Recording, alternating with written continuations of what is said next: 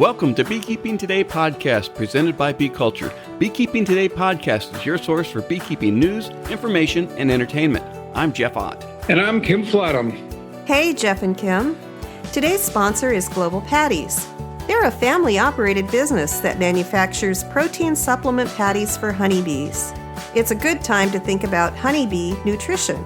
Feeding your hives protein supplement patties will ensure that they produce strong and healthy colonies by increasing brood production and overall honey flow. Now is a great time to consider what type of patty is right for your area and your honeybees. Global offers a variety of standard patties as well as custom patties to meet your needs. No matter where you are, Global is ready to serve you out of their manufacturing plants in Airdrie, Alberta, and in Butte, Montana, or from distribution depots across the continent. Visit them today at www.globalpatties.com. Thanks, Sherry, and thank you, Global Patties. You know, each week we get to talk about how much we appreciate our sponsor support, and we know you'd rather we get right to talking about beekeeping. However, our great sponsors are critical to help making all of this happen.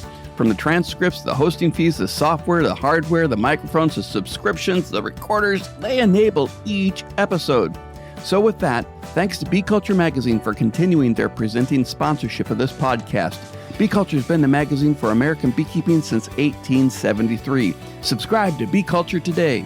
Hey everybody, thanks for joining us. We're really happy you're here. Before we get started, just a quick reminder to subscribe or follow Beekeeping Today podcast and give us a 5-star rating. It really does help. Also, we are now adding complete transcripts of each episode on the website after the show notes. Check them out. You can also leave questions and comments online under each show. You can leave a comment, ask a question, reply to a question, ours or listeners. Click on Leave a Comment at the top of the episode's show notes to join the discussion.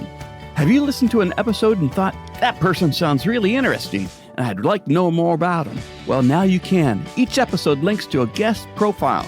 Each profile has a guest photo, bio, contact information, including Instagram and Twitter details if they have them.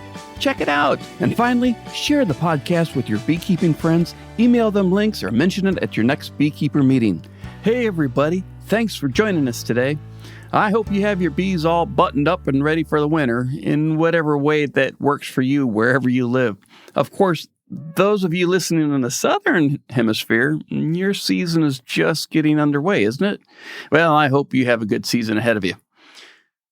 What were you doing and thinking in the 6th and 7th grades? I'll give you a moment to think about it.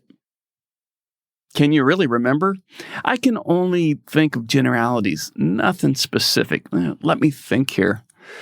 I was just learning to play guitar, probably learning the chords and bar chords and etc. I was a Boy Scout, just starting my merit badge journey to Eagle Scout. And I did get my first beehive that summer. It was an observation hive my father helped me build. You? Well, be set to be humbled.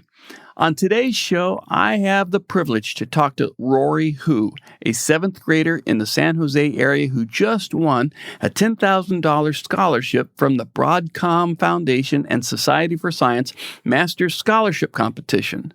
The Broadcom Masters, which is an acronym for Math, Applied Science, Technology, and Engineering for Rising Stars, is a premier science and engineering competition for middle school students. Rory's research, as you will hear her described, is titled The Effects of Pesticides, Caffeine, and Tea Polyphenols on the Visual and Olfactory Learning and Memory of the Honeybee. Back to my original question. Were you thinking about anything like that between 6th and 7th grade? Oh, no, me neither. Rory is an amazing young person, and you'll want to hear about her research coming up next. But first, let's hear from our friends at Strong Microbials. Hey, beekeepers! Many times during the year, honeybees encounter scarcity of floral sources. As good beekeepers, we feed our bees artificial diets of protein and carbohydrates to keep them going during those stressful times. What is missing, though, are key components. The good microbes necessary for a bee to digest the food and convert it into metabolic energy. Only Super DFM honeybee, by strong microbials can provide the necessary microbes to optimally convert the artificial diet into energy necessary for improving longevity, reproduction, immunity, and much more. Super DFM Honeybee is an all-natural probiotic supplement for your honeybees. Find it at strongmicrobials.com or at fine bee supply stores everywhere. And while you're at the Strong Microbial site, make sure you click on and subscribe to The Hive, their regular newsletter full of interesting beekeeping facts and product updates. Hey, everybody, welcome back to the podcast. Sitting across the virtual Zoom table right now is Rory Hu. Rory, you've just completed a fantastic research project, but the most amazing thing is that you're in 6th grade. So I'll let you introduce yourself, and then we'll delve in a little bit deeper about your research project and why you're here. Yeah, sure. So thank you so much for having me on this podcast. My name is Rory Hu, and I'm currently a 7th grader now, actually, at the Harker School. So I did my research in 6th grade. Yeah, now I'm in 7th grade, and I'm 12 years old. Fantastic. As I mentioned earlier, before I brought you on, that you were entered into the Broadcom Masters Math, Applied Science, Technology, Engineering for Rising Stars program for the Society for Science Middle School Awards in their STEM project. And so you were part of, when you first came to my attention, you were part of the 30 finalists back into the summer. The competition took place in December. Why don't you tell me a little bit about the competition, the science project, and let's not get into your project yet, but let's talk about how did you find out about the competition and the selection process? So actually, I think it was my mom who first got me introduced to the competition and told me that I could do a research project for the Broadcom Masters. Actually, it just started out as doing a research project, and then I decided to enter it into my regional fair. And then that allowed me to go to my state fair and eventually to Broadcom Masters. The name of your project is The Effects of Pesticides, Caffeine and Tea Polyphenols on the Visual and Olfactory Learning and Memory of the Honeybee. Now, that is a wild title and definitely not something I would have thought of, or many of our listeners, for that matter, would have thought of in 6th or 7th grade. How did you come up with that research topic? I think it all started because I am a reporter for Nickelodeon, I like to read the news. And so one day I was reading a news article about the global decline of the honeybee population. And so this got me interested into maybe doing a research project about it to help stop the decline, because honeybees are so important to the ecosystem, as you all know very well. I did a little research on why the honeybee population is declining, and I found that harmful pesticides, specifically miticides used to kill the Varroa destructor, can cause a decline in the honeybees' learning and memory. And then I found another paper talking about how caffeine and later on tea polyphenols have been found to improve the learning and memory of the honeybee. And so I decided to combine these two papers to see if I could do a research on how tea polyphenols and caffeine could repair the learning and memory of the honeybee after the application of these harmful pesticides, and therefore try to stop the decline in their learning and memory. I'll be honest with you, Rory, and maybe I'm sharing too much, but in 6th grade, I wouldn't have gotten past the honeybee. I had honeybees in 6th grade, but anything about the polyphenol. What is a polyphenol? The tea polyphenol, right? Am I pronouncing that right? Tea polyphenol. It's a compound found in the tea flower, also known as the Camellia sinensis. And so I use the tea polyphenols by having powders of natural tea, and then I use the powders in my sucrose. You're looking at the effects of the pesticides, caffeine, and the tea polyphenols. I'm probably butchering that word.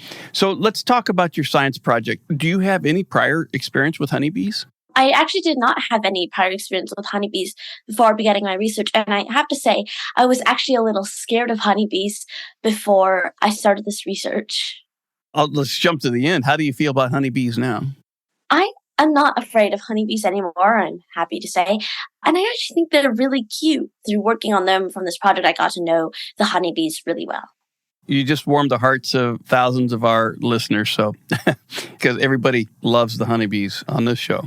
All right, so let's talk about your experiment. So when you were thinking about your project and your experiment, what were your research objectives? What were the questions you asked and that you wanted to test? Yeah, so I wanted to look at if first pesticides were given to the bees and then tea polyphenols and caffeine were given to them, would the bees' learning and memory be repaired and perhaps even be better than the control bees' learning and memory? And so that was the main question I asked.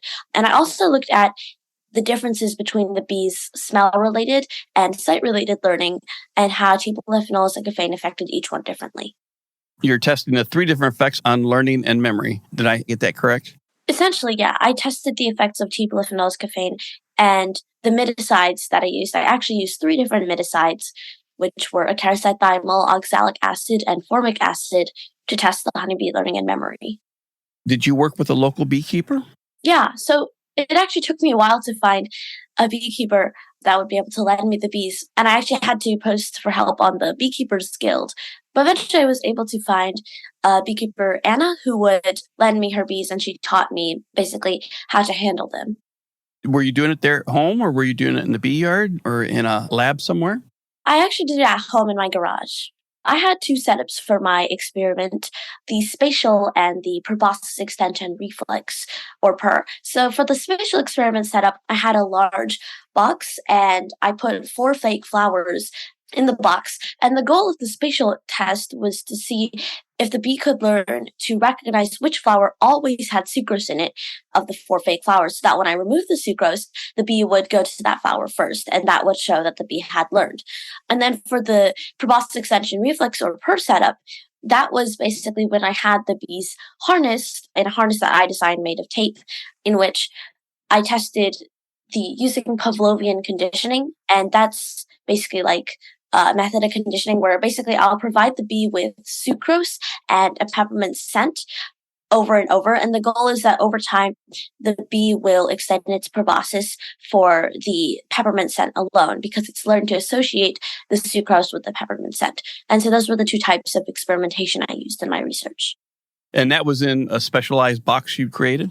The specialized box that I made was for the spatial experiments. Okay, the spatial. So yeah, I had 2 separate experiments with different types of settings. So the proboscis extension reflex experiments, I just had the harness for the bees and gave them the sucrose peppermint. The spatial ones had the box.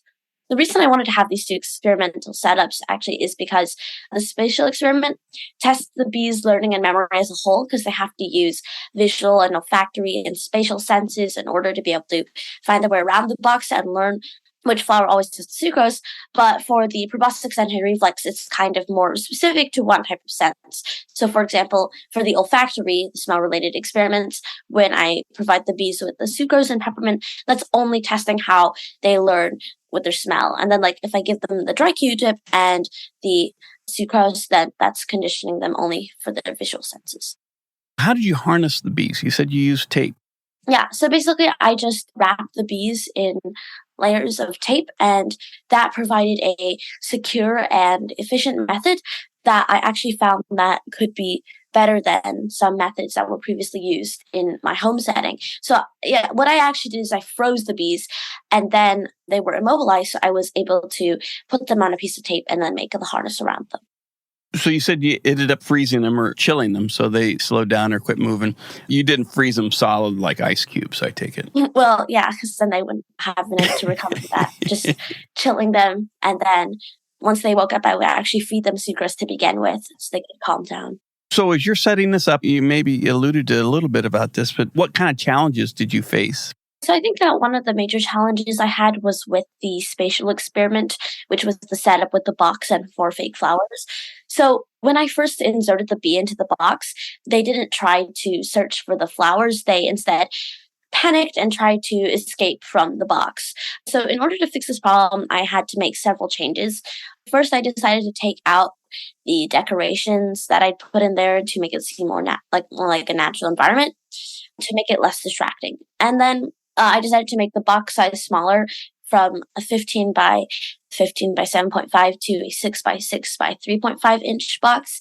And so the reason I did this is that if the environment that the bee is in is smaller, it's easy. It takes less time for the bee to explore the environment and get used to it and stop panicking. And then I eventually had to downsize my experiment one more time to get a plastic portion cup, like one of those tiny serving cups with the salsa in them, and stick the Q-tip through the top. So that was one of the challenges I faced. And I had to create several different designs for the spatial experiment in order to finally have the more successful setup. Okay, we're through the experiment. Let's take a quick break right now to hear from one of our sponsors. And when we come back, we'll find out about the results of all your testing. Now that the honey harvest is over, it's time to think about winter. It's important to make sure your bees have enough stores to get them through to spring. Visit betterbee.com/syrup to learn how to make your own 2-to-1 sugar syrup for fall feeding, and to shop for a hive top or in-hive feeder to make sure all your bees get fed. Remember to stop feeding sugar syrup once your daily temperatures consistently dip below 50 degrees Fahrenheit. Visit betterbee.com to learn all about fall feeding. Better Bee, your partners in better beekeeping. Welcome back, everybody. We're sitting here talking with Rory Hu, and we are discussing her experiment she did for the Broadcom Masters STEMMA project involving honeybees. And we just got through all of the setup. So what did you find out in all your testing? So in the end, I found out that, first of all, the tea polyphenols and the caffeine were able to repair the learning and memory of the honeybee after the application of the pesticides. And this is really important because that means that beekeepers like you can add tea polyphenols and caffeine to your sucrose, and that can improve the learning and memory of the honeybee or even repair it after the application of these miticides. And the second thing I found out is that the bees actually learned better in the proboscis and reflex experiment with their visual ability rather than their olfactory ability. But the tea polyphenols and caffeine improved the olfactory ability more than the visual ability. And I also did a side experiment where I tested that if the bees could distinguish between different colored Q-tips, and I found that the bees could not distinguish between the colors. One of the things I didn't ask you is, how did you test the pesticides, and what chemicals did you use to expose them to measure the effect? Yeah, so I used the pesticides, acaricide, thymol, oxalic acid, and formic acid. So the way I exposed them is that I took the pesticides and I kept the bees in a box with them. And so the goal was, even though this isn't the way you're supposed to treat the bees with these pesticides if you have an actual hive, the reason I did this is just because I'm testing the effects of the bees being exposed to these miticides that I use, as opposed to having the bees actually be treated for the varroa mites. This is a fantastic study. You saw that the honeybees were needing some help, and there's a lot of research going on that you chose them for your project. And then you chose the effects of these commonly used chemicals that are used in the treatment of different mites that are affecting the honeybee. And all beekeepers use some form of them. I shouldn't say all, but many beekeepers use some form of these chemicals, and or the bees are exposed to these chemicals in the environment. It's really cool that you saw all this and you put it all together in one research project. So besides the technical information that you learned, and I assume that you had to do a lot of statistical analysis. Yeah, so I used the chi-squared contingency test to analyze my results. I guess basically the chi-squared contingency test is a test that measures, like, if you have a table of data, is there like a significant variance in this data? See, that's something that as a 6th grader, 7th grader, I wasn't even aware of. So super impressed that you're sitting there and you're doing the chi-square analysis. Was that your first time you ever did that? Yes, it was the first time I've used the chi-square test. So I watched some videos on Khan Academy to help me learn how to do this analysis. And then I wrote a C++ code to calculate the chi-squared statistics, so I didn't have to do it all by hand. I was just getting ready to ask you if it was a chi-square is a function within an Excel spreadsheet, but it's a separate program that you coded yourself in C++. Yes. I'm impressed. And you're only in junior high or middle school. Mm-hmm. That's great. Do you have any colleges knocking on your door already? Not yet, but I'm hoping soon. Yeah. Well, with research like this, I would have to think so. Well, what did you learn about yourself during all this? You're talking over a several-month period that you did the research. What did you learn about yourself? I guess in general, I learned not about myself, but in general, I feel like I learned that if I persevere and I keep trying to do something, and if I really set my heart to it, then I can make it work. And it worked in a really big way that I didn't even imagine, that I was able to get into the Broadcom Masters top 30 and win such a high award. And so I think in general, I just learned if I work hard for something and I don't give up and I keep trying to make it the best it could be, then it can work out. That's a great life lesson. I can tell you that for sure. And let's jump to the end. I mean, when you came to this, you were in the top 30, but we just found out this week, as we mentioned earlier, that you won this, correct? Yes. Fantastic. Congratulations on that. And is that a scholarship award?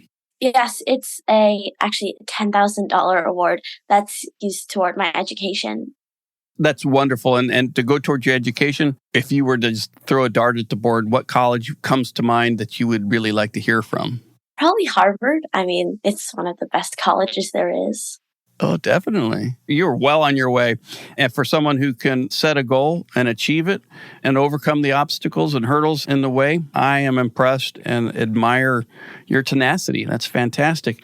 And what about your parents, your mom? Your mom is sitting there in the room with you. Hi, Mom. What do you think about Rory? We are super proud of her at this moment. You can imagine, because when she first started this project, we never imagined it would go this far.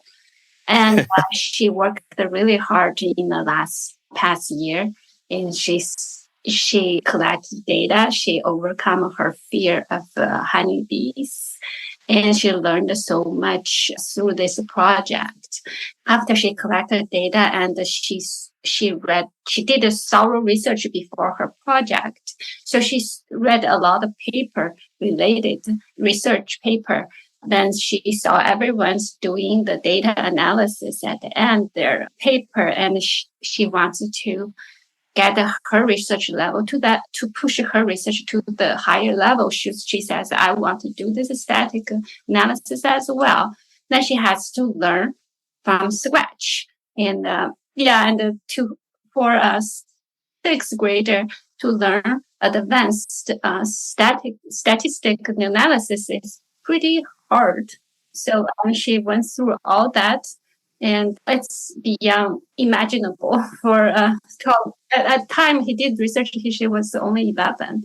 You must be very proud of her. Just sitting here across the virtual Zoom table, I'm very proud of her. That's quite an accomplishment.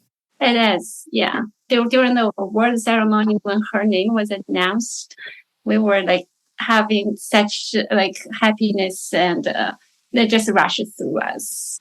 No, that's very nice. Well, thank you very much for being here with Rory and this important work that Rory did on the honeybee research. It's exciting to hear.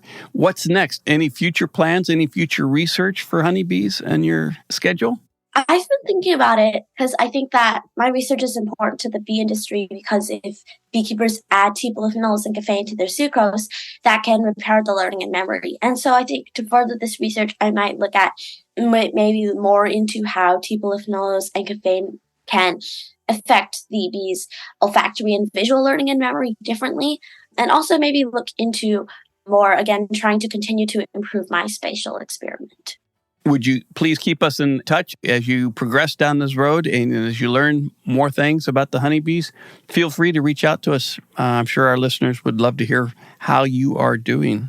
Definitely. We've been talking with Rory Hu from San Jose, California, who's a 7th grader and had just won the Broadcom Masters STEM project. And it's a program of the Society for Science for middle school students. So thank you, Rory, for joining us on Beekeeping Today podcast. Thank you so much for having me. I had a great time doing this interview. Thank you. Well, that about wraps it up for this episode. Before we go, I want to encourage our listeners to rate us 5 stars on Apple Podcasts, wherever you download and stream the show. Your vote helps other beekeepers find us quicker. Even better, write a review and let other beekeepers looking for a new podcast know what you like. You can get there directly from our website by clicking on reviews along the top of any web page.